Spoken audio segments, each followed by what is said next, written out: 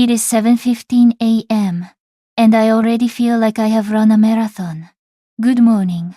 Or should I say, Ohayo gozaimasu, to another day that will try to convince me my life is not my own.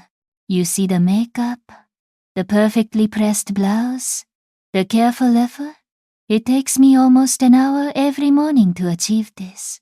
This is not for vanity, but because the image of the tirelessly professional and quietly resilient young woman is another mandatory part of the job. It feels like Service Zangyō for your face. Honestly, you have to perform competence and quiet professionalism before you even leave your apartment. Then comes the train. I am an expert at the Tokyo commute now. Pushed and crushed body to body with thousands of other silently suffering souls. I stand there for 45 minutes, exhausted before the work clock officially starts. This is the only moment of silence I will have all day. That feeling of dread is knowing that for the next 12 hours, I have to be two things: a highly competent client analyst, and a woman who navigates impossible social expectations. My job in client relations officially starts at 9 a.m., but if I am not at my desk by 8:20 a.m., my senpai gives me that look. It is the quiet disappointment that implies a deep lack of commitment to the team. My daily pressure is intense. Today, I had to finalize a detailed market analysis report for the leadership team. It required 100% accuracy and zero room for error. I also had to create bespoke, complex financial projections for a major corporate client. This is heavy data work, using complex models, and it is where my actual skill and training lie. But there is also the unseen labor, networking and internal relationship management. This means making sure every oji-san in the department feels respected, and that their teacup is never empty if they walk by. Let me tell you about the gendered pressure that makes this so exhausting. Last week, I presented my projections, those complex financial models, to the senior board, and I absolutely nailed it.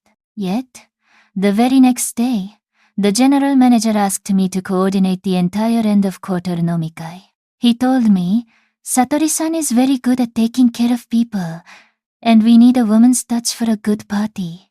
Meanwhile, my male colleague, who has zero client-facing roles, was tasked with handling the follow-up on the technical data I presented. I was suddenly sidelined to arranging reservations and making sure the VIPs received their favorite expensive sake. It is a constant battle where my brain says analyst, but the ingrained culture often only sees office supporter. It does not matter how capable I am.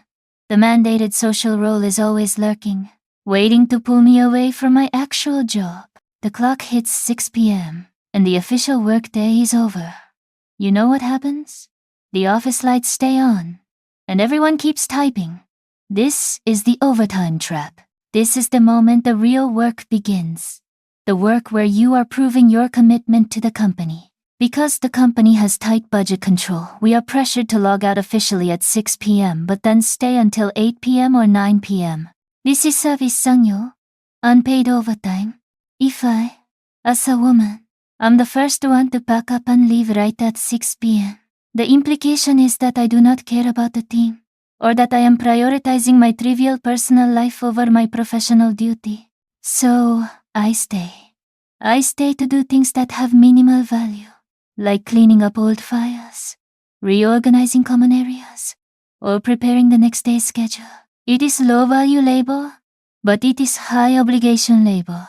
Then, if I am truly unlucky, comes the nomikai, the dreaded after-work drinking party. You are socially obligated to go, and you must endure the awkward small talk and the pressure to drink even when you are utterly exhausted. These late-night social hours are seen as where the real bonds are formed and where career opportunities are secretly whispered about. If I skip it, I risk falling out of the loop. If I attend, I lose the last precious bit of my personal night. It is truly lose-lose. I finally get out of the office at 9:30 p.m. and catch a later, slightly less crowded train home. I look at my reflection in the train window and I barely recognize myself. My face is just completely drained. The emotional toll of this job is severe. It is not just physical tiredness. It is a deep, corrosive loneliness. The exhaustion means I have no energy left for friends, for hobbies, or for anything that actually makes me Satori outside of my corporate ID badge. My evenings have become a blur. A late dinner, maybe 30 minutes of mindless scrolling, and then collapsing into bed, only to wake up and repeat the cycle. This relentless system of Karoshi, or death by overwork, is not always about dropping dead at your desk. Sometimes, it is about watching your soul slowly die under the fluorescent lights of the office. It is the complete erosion of your personal identity until all that is left is employee. This is the moment I knew I had to quit. I looked at my monthly calendar and realized I did not have a single block of time that belonged just to me. I had reached zero balance. The decision to leave a Japanese company, especially one where your resignation is viewed as a disruption to the team's wa, or harmony, is terrifying. But I did it. I made a conscious decision to prioritize my life over my role. My resignation took months of preparation. I prepared all my documents and justifications beforehand.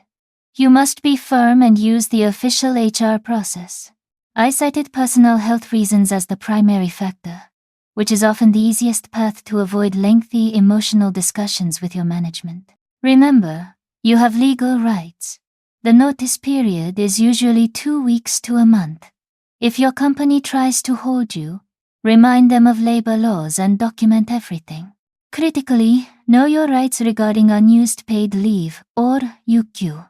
They are legally required to let you use it.